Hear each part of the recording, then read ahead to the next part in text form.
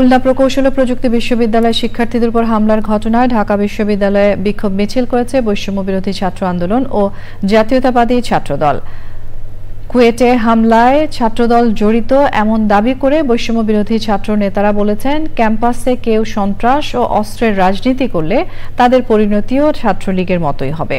তবে ছাত্রদলের দাবি, কুয়েটের ঘটনায় ছাত্রদল নয়, তৃতীয় পক্ষ জড়িত। আক্তার হোসেনের রিপোর্ট।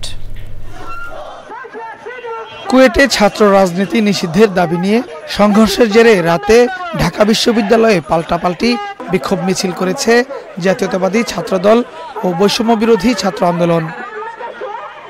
বৈষম্য বিরোধী ছাত্র আন্দোলনের নেতারা বলেন, ক্যাম্পাসে যারা ছাত্রলীগের মতো ফ্যাসিবাদী আচরণ করবে, দেশের মাটিতে তাদেরও ঠাঁই হবে না। ইতিহাসে কিন্তু আপনাদের নাম ভালো করে লেখা থাকবে, সারা জীবন শিক্ষার্থীরা মনে রাখবে।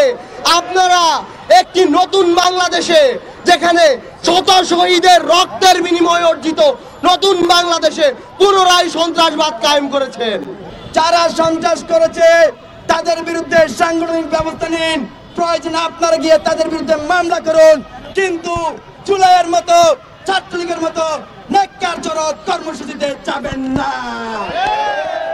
এই বাংলাদেশে আবার যারা ছাত্রলীগ হয়ে উঠতে চাইবে, যারা শিক্ষার্থীদের বিপক্ষে অবস্থান নিবে, তাদের পরিণতি ঠিক ছাত্রলীগের মতোই হবে।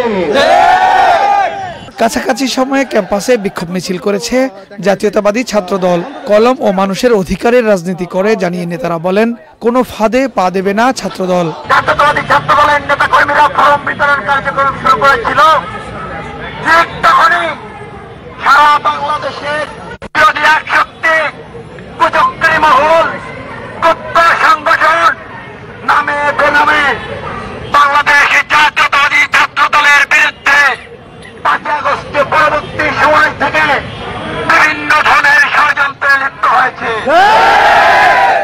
বাংলাদেশ জাতীয়তাবাদী ছাত্রদল সত্য, ন্যায় এবং শিক্ষার্থীদের পথে তাদের যে অগ্রযাত্রা, সেই অগ্রযাত্রা চলমান রাখবে। কুয়েটে শিক্ষার্থীদের উপর হামলার প্রতিবাদে সন্ধ্যায় বুয়েটে বিক্ষোভ মিছিল করেছে সাধারণ শিক্ষার্থীরা। দ্রুত হামলাকারীদের চিহ্নিত করে বিচারের আওতায় আনার দাবি জানান তারা। Akhtar Hossain, channel I, Dhaka.